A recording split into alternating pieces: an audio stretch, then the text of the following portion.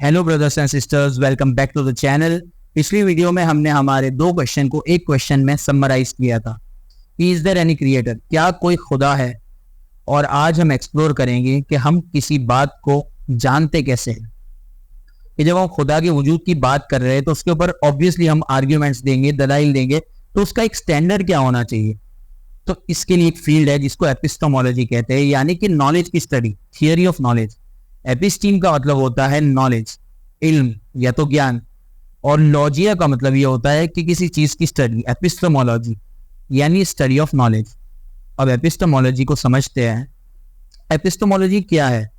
Simply epistemology है कि knowledge की स्टडी। नॉलेज को किस तरह लिया जाए, उसके लिए क्या बेस होना चाहिए, उसके लिए क्या स्टैंडर्ड होना चाहिए, कि किसी चीज को किस तरह समझे, देखकर, सुनकर, दिमाग लगाकर, या किसी के कहने पर। उसका एक स्टैंडर्ड होगा। क्या स्टैंडर्ड है? उससे पहले नॉलेज के स्टैंडर्ड को समझने से पहले, हासिल करने के तरीकों को समझने से पहले हम ये समझ लेते हैं नॉलेज क्या है। ठीक है। अब फिलोसॉफी के अंदर नॉलेज को इस तरह डिफाइन किया जाता है, जस्टिफाइड टू बिलीव। ऐसे यकीन जो सच्चाई पर मबनी हो, जो जिसकी बुनियाद सच्चाई पर हो और उसके पीछे कोई जस्टिफिकेशन हो, उसके पीछे कोई एक्सप्लेनेशन हो, कोई प्रूफ हो। ठीक है। तो हम शुरू करते हैं बिलीव से। ठीक है। बिलीव क्या है? बिलीव है कोई चीज की धारणा, कोई चीज को मान लेना, किसी चीज को।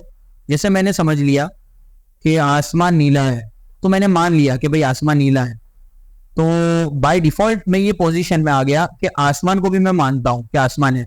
क्योंकि जब हम मानेंगे कि आसमान मौजूद है तब उसकी हम क्वालिटीज बताएंगे ना, कि आसमान नीला है, पीला है, जो भी कलर का है। लेकिन ये बिलीव सिर्फ अकेला काफी नहीं है। आपका बिलीव ट्रू भी होना चाहिए, सच्चाई पर मबनी भी होना चाहिए, तभी वो नॉलेज कहलाएगा। नॉलेज को गेन करने के लिए हमें तीन चीजों की तो जरूरत है, इसमें से दो आ गई। एक बिलीव, और वो बिलीव का सच्चा होना, ट्रू बिलीव। ठीक है। ट्रूथ आ गया इसमें। अगर कोई ये समझता है कि जमीन फ्लैट है, तो ये उसका बिलीव तो होगा, लेकिन वो सच्चाई पे मबनी नहीं है, उसकी बुनियाद सच्चाई पे नहीं है, तो उससे वो कोई नॉलेज गेन नहीं करेगा। ट्रूथ यहाँ पे ऑब्जेक्टिव है। ठीक है।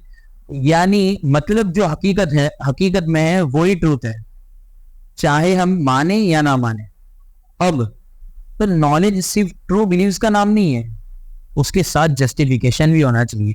आपके पास उसका कोई रीजन या कोई एविडेंस होना चाहिए, इसको कहते हैं जस्टिफिकेशन। आपके पास कोई साइंटिफिक एविडेंस हो, या तो कोई रैशनैलिटी के बेसिस पे हो, टेस्टिमोनी के बेसिस पे हो, आपके पास कोई इसका एविडेंस होगा, तो वो जस्टिफाई होगा। ठीक है। ठीक है। तो आप ये तीन चीजों को समझ गए। तो इसको कहते हैं नॉलेज। ये तीन चीजों का नाम नॉलेज है। अब एक प्रॉब्लम आती है। अब आते हैं एक कॉमन मेथड की तरफ, जिससे हम अपने बिलीफ को जस्टिफाई करने के लिए यूज करते हैं, जिसको एम्पेरिसिज्म कहते हैं।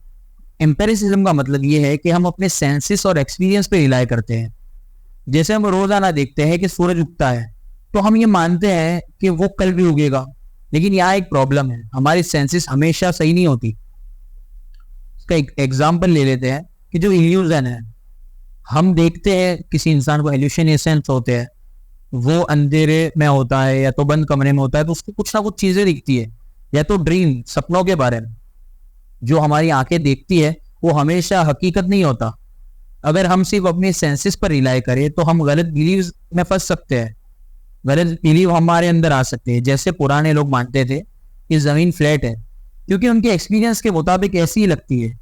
लेकिन जैसे हम जानते हैं, अपीयरेंस कैन बी डिसीविंग। जो चीज दिखती है, जो चीज सुनाई दे रही है, वो गलत भी हो सकती है। लेकिन ये सिर्फ यहां तक लिमिटेड नहीं है। एम्पेरिसिज्म की एक बड़ी लिमिटेशन है कि ये मेटाफिजिकल चीजों को प्रूव नहीं कर सकता। आप अपने सेंसेस से मोरालिटी, कॉन्शियसनेस या खुदा जैसे कॉन्सेप्ट को जज नहीं कर सकते। ये चीजें फिजिकल वर्ल्ड के बियॉन्ड है, और सेंसेस सिर्फ फिजिकल वर्ल्ड तक लिमिटेड है। ठीक है। मेटाफिजिकल चीजें इससे आप डिस्कस ही नहीं कर सकते, इसकी ये फील्ड ही नहीं है। ये भी याद रखना चाहिए कि एम्पेरिसिज्म जो है वो एक कोहेरेंट अप्रोच नहीं है। ठीक है। हम अपने सेंसेस पे रिलाई करके हमेशा नॉलेज तक नहीं पहुंच सकते। ये सब बातें जरूरी क्यों हैं जब हम खुदा के वजूद की बात करते हैं? अगर हम ये प्रूव करना चाहते हैं कि खुदा है, तो सिर्फ बिलीव से काम नहीं चलेगा, हमें ट्रू जस्टिफाइड बिलीव चाहिए होगा। और यहीं पे एपिस्टेमोलॉजी मदद करता है। ये समझाता है कि नॉलेज क्या है, हमें एक सॉलिड फाउंडेशन देता है किसी भी आर्ग्यूमेंट के लिए, स्पेशली जब हम इतनी बड़ी बात करें कि खुदा के वजूद जैसी बात कर रहे हैं। ये इतनी बड़ी बात है, ये हमारी लाइफ और हमारे एग्जिस्टेंस से ताल्लुक रखती है। अगर हम सिर्फ एम्पेरिकल डेटा पे रिलाई करते हैं तो हम जो डीपर ट्रूथ है उसको मिस कर देंगे हम, क्योंकि उसको सेंसेस से हम देख ही नहीं सकते। मोरल वैल्यूज है, कॉन्शियसनेस है, या तो खुदा के वजूद की बात है। इसलिए जरूरी है कि हम इसको समझने के लिए जस्टिफिकेशन क्यों मैटर करता है। पहले तो ये बात हम देख लेते हैं कि क्यों एम्पेरिसिज्म गलत है और रैशनलिज्म जो हम जस्टिफिकेशन दे रहे हैं, मतलब वो रैशनल बुनियादों पे क्यों होना चाहिए। बाय अंडरस्टैंडिंग एपिस्टेमोलॉजी हम अपने आप को इक्विप करते हैं नॉट जस्ट फिजिकल वर्ल्ड को एक्सप्लोर करने के लिए, बट ऑल्सो मेटाफिजिकल वर्ल्ड, जहां पे खुदा और वजूद जैसे सवालात वाकई रिजाइड करते हैं। हाँ, तो बस आज के लिए इतना ही। अगली वीडियो में हम डिस्कशन को और आगे लेके जाएंगे और कुछ ऑल्टरनेटिव वेज ऑफ नॉलेज को एक्सप्लोर करेंगे। सिर्फ सेंसेस के बियॉन्ड क्या हम बिना फिजिकल एविडेंस के खुदा के वजूद को जान सकते हैं? अगर आप क्यूरियस हैं तो लाइक, शेयर एंड सब्सक्राइब करें। नोटिफिकेशन बेल को जरूर प्रेस करें ताकि आपको कोई भी नोटिफिकेशन, कोई हमारी वीडियो मिस ना हो। Thanks for watching and keep questioning everything.